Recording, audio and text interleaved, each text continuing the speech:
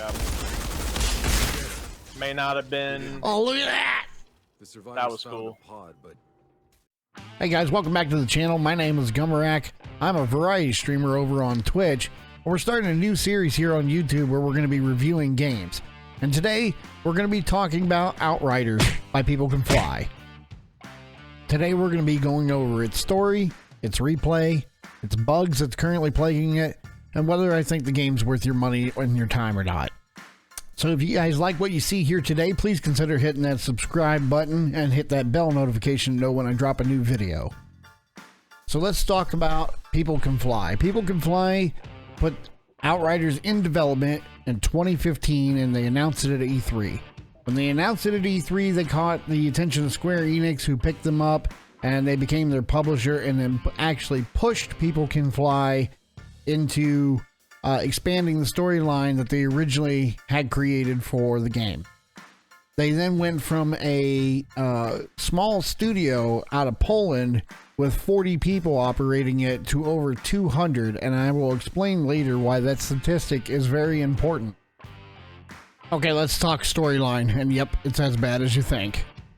Okay, I'm going to give you two disclaimers here. One, this will contain spoilers, so if you don't want spoilers, you're going to want to skip this section. And two, this will be a little bit of a rant. Earlier in the video, you may remember a statistic I told you in which People Can Fly went from a 40-person studio to over 200 when they picked up the publisher Square Enix, who stated that they would like to see the company expand upon the story. Well, I think that contributed not only to the bugs in this game that ruin it on a constant basis, but also some of the very large cohesion holes that we have in the story. The story is quite compelling at the beginning. What you have is Earth is being devastated by natural disasters, and they are running out of natural resources. So all the countries combined that had resources decided to build two ships to make a 80-year-long trip out to Enoch. During the development of those two ships, one of them, the Caravel, exploded and killed almost 8,000 Outriders and other population that was required for the trip. The other ship that was being developed at the time was the Flores. The Flores, being the one that survived, obviously made the trip and made it out to Enoch, in which, lo and behold, to no one's surprise, when they land on the planet, they get immediately hit with disaster after disaster after disaster, in which they may be extinction level events if it isn't for you and the other Outriders that are found to be able to save humanity. The voice lines are on par for what you would expect from the same developer that made Bulletstorm. There's a lot of quips and humor that are in there, but overall it's not what I would call the best voice acting. And I'm not going to go into any further of the story so that you guys can experience it yourself if you decide to pick up the title.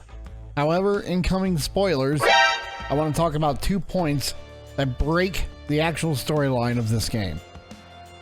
One is that when the Caravel exploded, there's a storyline in here that says that they had left people behind on the Earth, and those people with even less resources to build the two ships and less people managed to build a bigger and better engine to arrive 30 years before the Flores, which is what causes a lot of the problems on the planet because of whatever they did.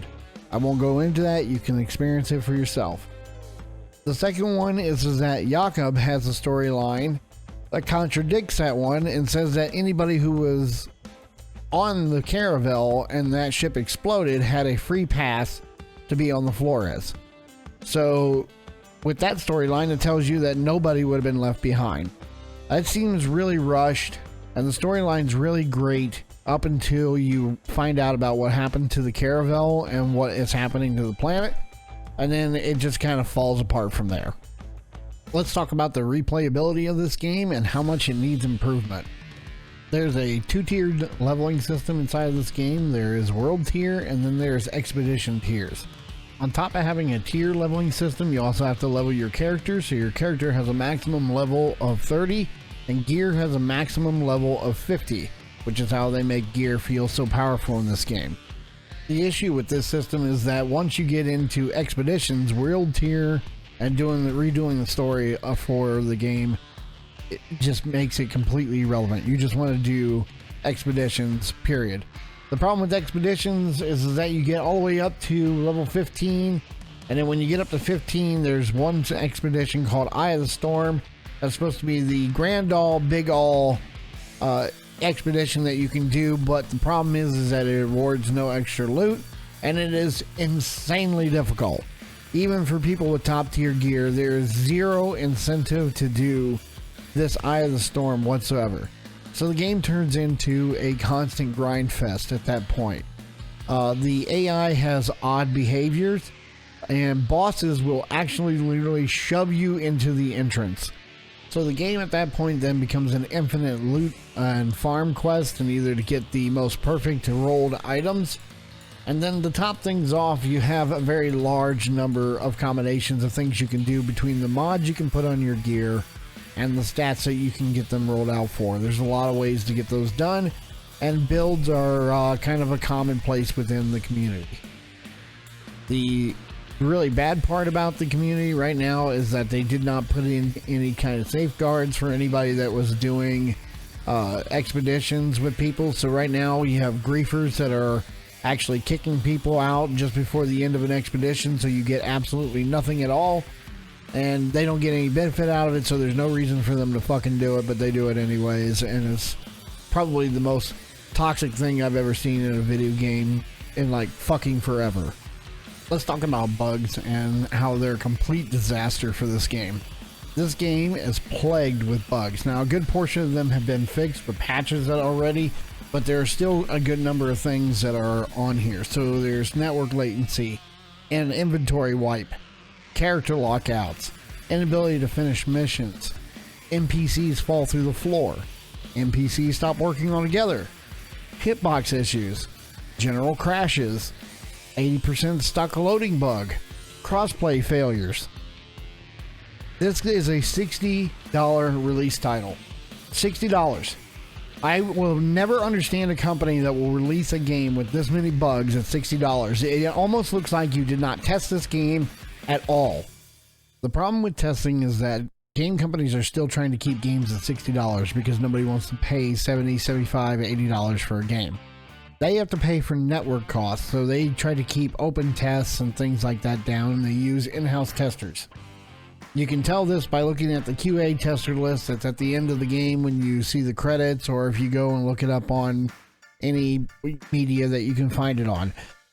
So they have like 25 testers that were testing this game now from a player perspective, and then when they did finally let players test it in a beta/early release environment, none of those players really gave a huge amount of feedback, or at least not enough that was decent enough for the developers, or that they had the staff that was available for it.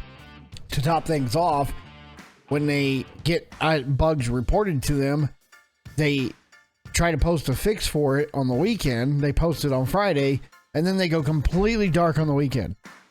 So that means that they release a patch, and if anything's wrong with it, it doesn't matter because they're not going to address it until Monday morning. So you can spend the entire weekend with a broken game because they don't want to work the weekends, or they don't have staff, or they don't have a community manager that's set up. And they have a Reddit section, and they even have started posting on the Reddit section that they will not be answering or doing anything with the posts on the weekend, and that please don't post them on the weekend because it'll bump down legitimate posts. The way they are managing this game and the bugs is very telling of how their growth was and how their company is handling things. It's being very poorly mismanaged. We are a month or a little bit past into the game at this point, and there are some major critical things about the game that are broken that absolutely stop the player base from wanting to play this game. The player base on this game has absolutely plummeted. They had like 100 and some odd thousand people when it released, and now it's getting down to the single digits almost. There's like 12,000 people that are playing it on any peak moment. The game is currently collapsing because how long it's taking them to try and fix a good portion of these bugs, including a very large inventory wipe in which people lost a lot of gear that they were beginning to farm at the beginning of the game. That has gone so long that they have made alternate characters that now outgear them, and there's no reason to ever go back and get that character. To me, these kind of bugs and problems with a game are completely unacceptable at $60. For one, the game plays, looks, and has holes in it like a $40 game, especially on Steam. But a $60 game, I'm not saying that we've never seen $60 games with bugs in it, but the amount of bugs that this game has is completely unacceptable for $60. At this point, no matter what they fix, I'm going to feel like I got kind of ripped off in getting a player experience that was appropriate for $60. Did I get $60 out of this game with the amount of time that I played it with my friends? Of course I did. But I'm never going to feel like I got my money's worth as an experience straight out the box, which is what they expected. They didn't want this game to be a live service game. They never intended it. They expect you to buy it, play it, beat it, play it some more if you want to, or put it down. Okay, guys, let's go ahead and wrap this video up and talk about whether you should buy it or not. I had this big long thing written up where I tried to be in the middle of the road of this, where I was like, oh yeah, you'll get $60 worth out of the game and so forth. And I believe if they fixed every single issue in this game, you would get $60 worth out of it. I know that I got $60 worth out of it just trying to play it with my friends. However, from a consumer standpoint, there's no way I would have ever spent $60 on this game, especially with all the bugs that it has, how long it's taken them to fix them.